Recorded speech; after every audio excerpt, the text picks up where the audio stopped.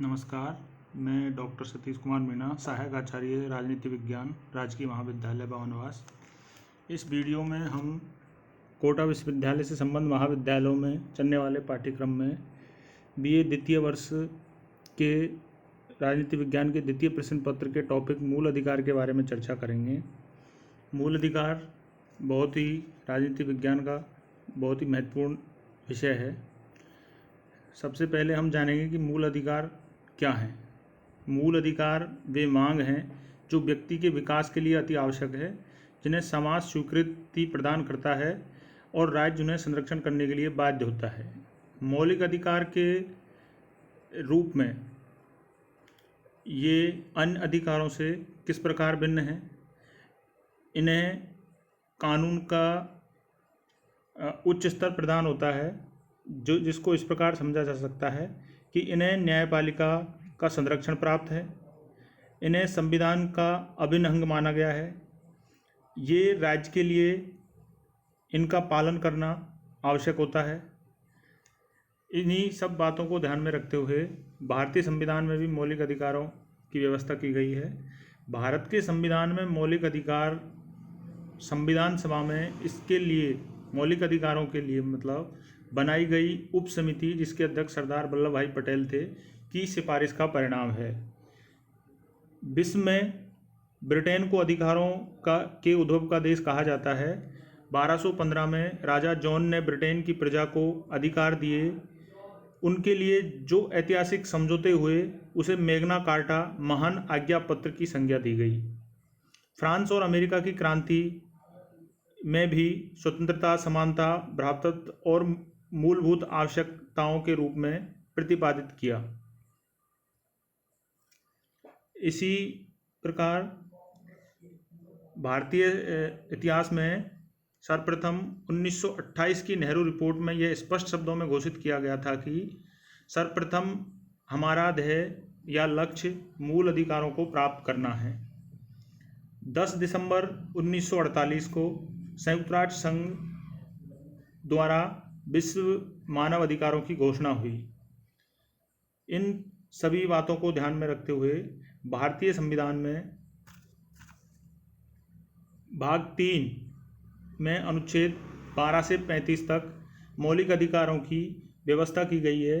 मूल रूप से संविधान में 7 मूल अधिकार प्रदान किए गए हैं, लेकिन संपत्ति के अधिकार को 44वें संविधान संशोधन अधिनियम 1978 द्वारा मूल अधिकारों की सूची से हटाकर इसे संविधान के भाग 12 में अनुच्छेद 300 के तहत कानूनी अधिकार बना दिया गया है।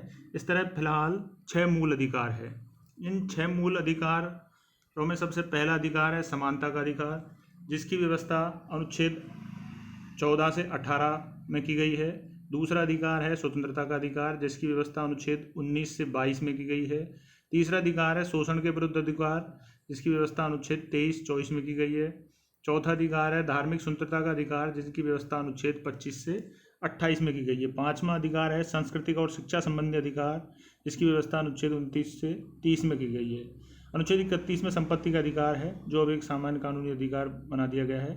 छठा अधिकार है संवैधानिक उपचारों का अधिकार, जिसकी व्यवस्था अनुच्छेद 32 में की गई है। आज हम मेन रूप से समानता के मौलिक अधिकार के बारे में चर्चा करेंगे। समानता का मौलिक अधिकार भारतीय नागरिकों के परिप्रेक्ष्य में महत्वपूर्ण है, क्योंकि भारत असमानताओं से भरा देश है और इसी को ध्यान में रखते हुए भारतीय संविधान निर्माताओं ने समानता के अधिकार को मौलिक अधिकार की श्रेणी में रखा और इसकी व्यवस्था अनुच्छेद 14 से 18 तक की गई है। इसमें महत्वपूर्ण प्रावधान किया गया है। अनुच्छेद 14 में विधि के समक्ष समानता और विधि का समान संरक्षण अधिकार की व्यवस्था की गई है, जिसमें ब्रिटेन के संविधान से प्रेरित व्यवस्था को लिया गया है। इसका तात्पर्य है कि सामान्य परिस्थितियों में राज्य कानून की दृष्टि से व्यक्ति या व्यक्ति के बीच कोई भेद नहीं करेगा, न्यायपालिका का समान संरक्षण प्राप्त होगा और समान न्याय दंड की व्यवस्था होगी। केवल राष्ट्रपति और राज्यपाल इसके अपवाद होंगे। अनुच्छेद 15 में भेदभाव से निषेध की व्यवस्था की गई है, जिसके अंतर्गत ये व्यवस्था की गई है कि समानता के लिए राज्य जाति, धर्म, लिंग, वर्ण आदि के आधार पर किसी भी प्रकार का कोई भेदभाव नहीं करेगा। तीसरा जो समानता का अधिकार है अनुच्छेद 16 में, उसके अंतर्गत लोक नियोजन में समानता, मतलब लोक नियोजन या लोक अवसर में संविधान के अंतर्गत या राज्य के द्वारा नागरिकों के लिए सरकारी नौकरियों में जाति के आधार पर, धर्म के आधार पर कोई भेदभाव नहीं करेगा और नौकरी शैक्षणिक योग्यताओं के आधार पर दी जाएगी। लेकिन इसी अनुच्छेद में यह व्यवस्था की गई कि अनुसूचित जाति, अनुसूचित जनजाति, महिलाओं के लिए विशेष प्रकार की व्यवस्था की सुविधाएं दे सकता है। इसे अनुच्छेद का उल्लंघन नहीं माना जाएगा। मतलब जो विशेष पिछड़ा वर्ग है, जो किन्हीं आधारों पर पिछड़ा है, उनको कुछ रियायत देना, उनको वास्तव में समानता में लाना है। इसलिए ये व्यवस्था समानता का उल्लंघन नहीं मानी जाएगी।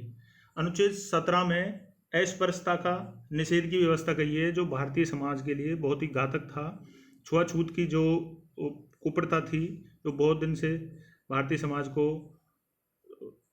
खंडित कर रही थी, उसको बंद करने के लिए, उस प्रथा को समाप्त करने के लिए इस मौलिक अधिकार की भारतीय संविधान के अनुच्छेद 17 में व्यवस्था की गई, जिसमें अस्पृश्यता को निषेध माना गया है, अपराध माना गया है। राज्य जाति के आधार पर, वर्ण के आधार पर किसी भी प्रकार का विभेद नहीं करेगा। संसद द्वारा इसके लिए अस्पृश्यता अधिनियम 1955 पारित किया गया, जिसके अनुसार छुआछूत करना अब दंडनीय अपराध माना गया है 1955 के बाद। इसी प्रकार अनुच्छेद 18 में उपाधियों का अंत या उपाधियों का खत्म की गई है, क्योंकि उपाधियों के माध्यम से पहले, आज़ादी से पहले बहुत असमानता थी। कुछ लोग विशेष प्रकार की उपाधियां ले लेते थे, कुछ को जन्म से मिल जाती थी। उसके कारण समाज में गहरी असमानता व्याप्त थी। कुछ को विशेष अधिकार जन्मजात या उपाधियों के आधार पर मिलते थे, जो मनुष्य में असमानता पैदा करता था। अब यह व्यवस्था की गई है कि राज्य केवल शैक्षणिक और सैनिक उपाधियों को छोड़कर अन्य किसी भी प्रकार की कोई उपाधि प्रदान नहीं करेगा। कोई भी राजकीय पदाधिकारी या कर्मचारी राष्ट्रपति की बिना अनुमति के कोई भी सम्मान या पुरस्कार या उपाधि प्राप्त नहीं करेगा। हमने आज मौलिक अधिकार क्या होते हैं, मौलिक अधिकारों का इतिहास क्या रहा है वर्ल्ड में और भारत में, इनकी चर्चा करी। और सबसे महत्वपूर्ण मौलिक अधिकार या पहले मौलिक अधिकार समानता का अधिकार, जिसकी व्यवस्था 14 से 18 में की गई है। हमने अनुच्छेदवार इनका अध्ययन किया। आगे के वीडियो में हम स्वतंत्रता के मौलिक अधिकार की चर्चा करेंगे। धन्यवाद।